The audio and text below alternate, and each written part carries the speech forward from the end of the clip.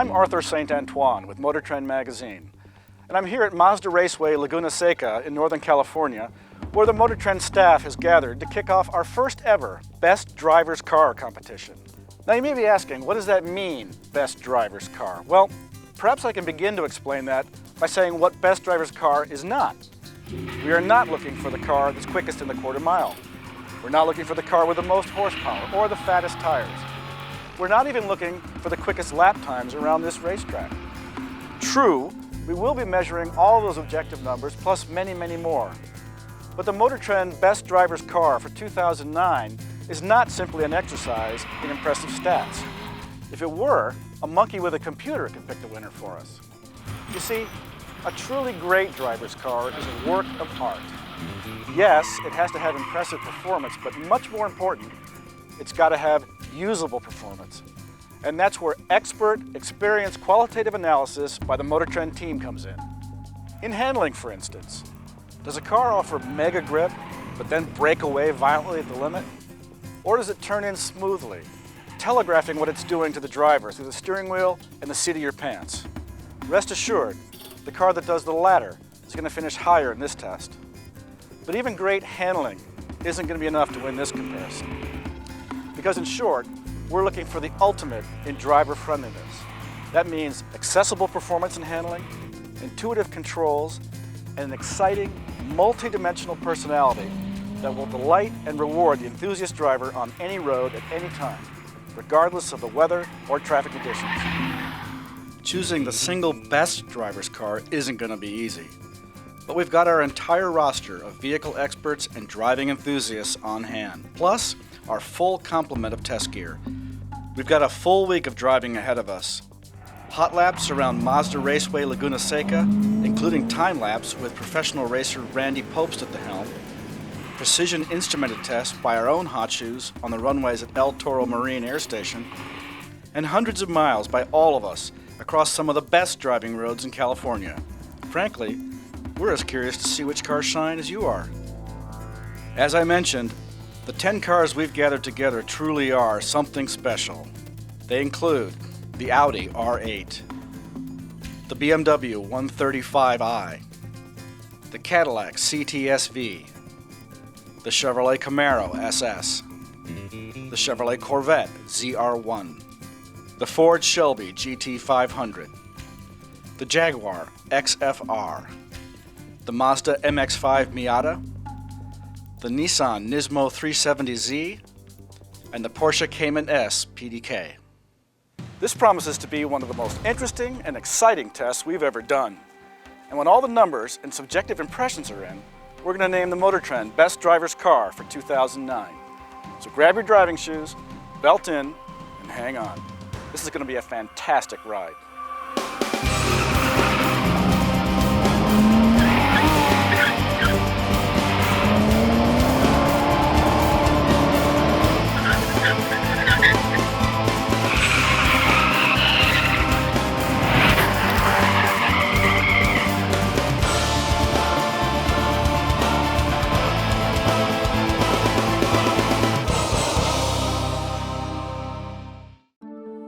While each of us will drive the 10 cars around Laguna Seca, for our time lapse, we're turning over the wheels to professional racer Randy Popst.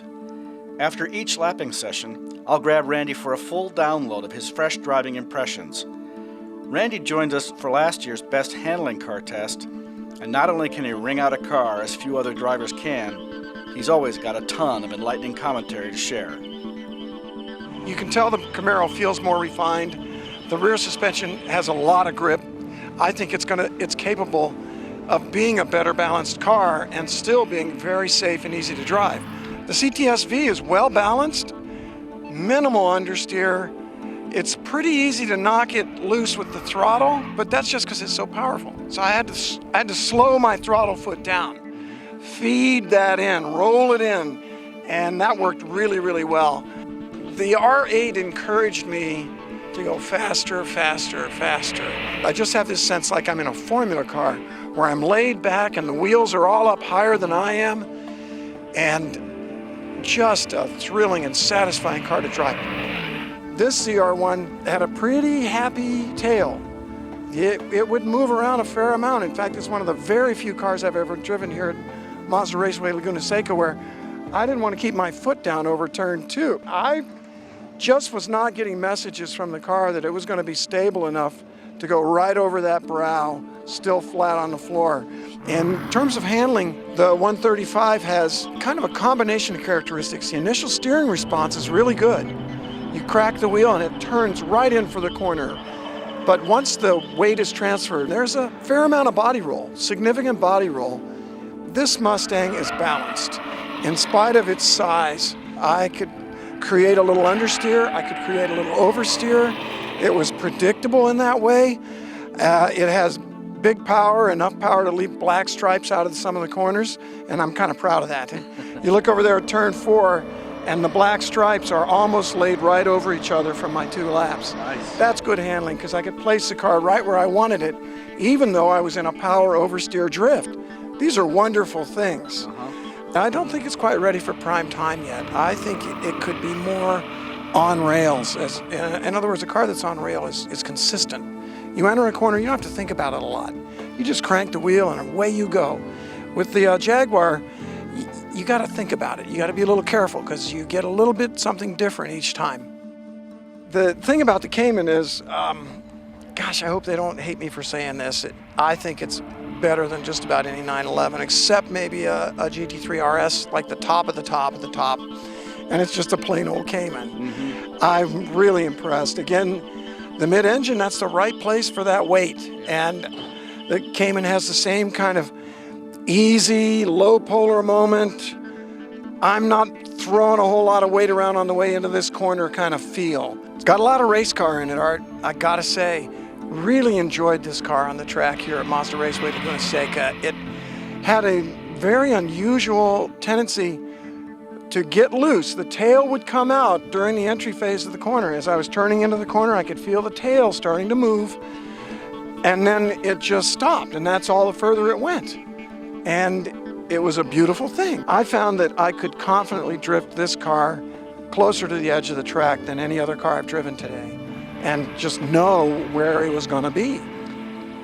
Mazda deserves a medal for this car. They have done such a great job. The MX-5 was so confidence-inspiring. I felt like I could go flat out in it from the second corner out there. And the combination of the extremely good brake pedal feel and steering feel and shifter feel, I could shift it quick, almost like a PDK in the Porsche. Really? And it's a 6-speed in this version in the close ratios. It's a good feeling to me to come out of a gear at 7,000 and be in the next gear at 6,000 and still be in the power band. Yeah. And it makes it feel racy. And you snap off those shifts and it just feels so good. Nothing like hot laps of a racetrack to reveal a car's strengths and weaknesses. But of course, hot laps alone only tell part of any car's story. So now, our entire circus is moving 7 hours south to the runways of El Toro Marine Air Station, where we'll conduct a full battery of instrumented performance tests, plus a bunch of additional driving exercises.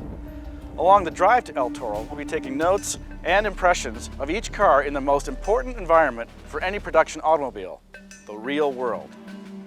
Real-world driving is critical because it's where the cars are going to be used the most. Each editor took notes on highway driving, passing performance, braking feel at less than 10 tenths, steering inputs, and so on. It was a revealing couple hundred miles and added greatly to our impressions gained at the test track. We've now moved our best driver's car extravaganza to the deserted runways of the former El Toro Marine Air Station near Irvine, California. For comparison purposes, here we're going to run our battery of instrumented performance tests, 0 to 60, quarter mile, braking, figure 8, and more. We'll also have more high-speed seat time for all of our editors, including runs through a tight autocross course. For sure, now that we've run our hot laps at Mazda Raceway Laguna Seca, several of the cars are standing apart from the pack, but we don't have a winner yet. For this comparison, we're delving deep into each car's character. Some of our most interesting and esoteric tests are conducted by our own in-house Mr. Wizard, technical editor Kim Reynolds. As usual, Kim is knee-deep in microchips, All these wires, instruments, and blinking lights look like steel spaghetti to us. But Kim has produced his usual battery of charts, specs, and graphs, and you'll want to check out MotorTrend.com to see all the test results Kim's baked up. El Toro also offers a chance for our test drivers to have more no-holds-barred fun behind the wheel.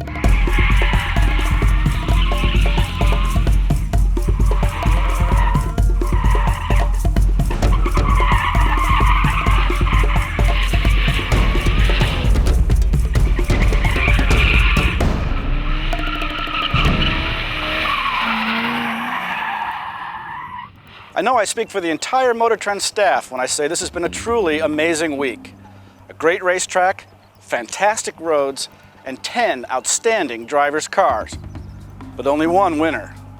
And after crunching all the numbers, dissecting our subjective impressions, and engaging in some enthusiastic give and take, we're ready to name the MotorTrend Best Driver's Car for 2009. And that car is the Porsche Cayman S. As with any great driver's car, the Cayman's supremacy comes in myriad forms, not just a single attribute. First and foremost, the Porsche possesses uncanny poise, thanks in large part to its mid-mounted 3.4-liter 320-horse flat six. The balance is exceptional. Turn-in is sharp, yet the rear end always stays planted unless you really kick it hard into a turn. It's almost difficult to drive the Cayman S badly. And much of what makes the Porsche so easy to push is its surgical steering. It's the most natural and organic steering in the group. And it has a slower ratio that ensures none of the subtle messages coming up the steering wheel are lost in the rush to steer from here to there. Of course, what helps keep this Cayman as the ultimate Cayman are the three letters PDK. It's a fantastic transmission, incredibly smooth, incredibly quick shifts. In fact, it's so fantastic, it managed to turn some of our naysayers into proponents. Some of us found the new PDK transmission off-putting at first, almost entirely because the push-button wheel shifters are just plain, well, silly. But put it into Sport Plus mode and hit the racetrack for a few laps, and we're not so sure PDK needs paddles or push buttons at all.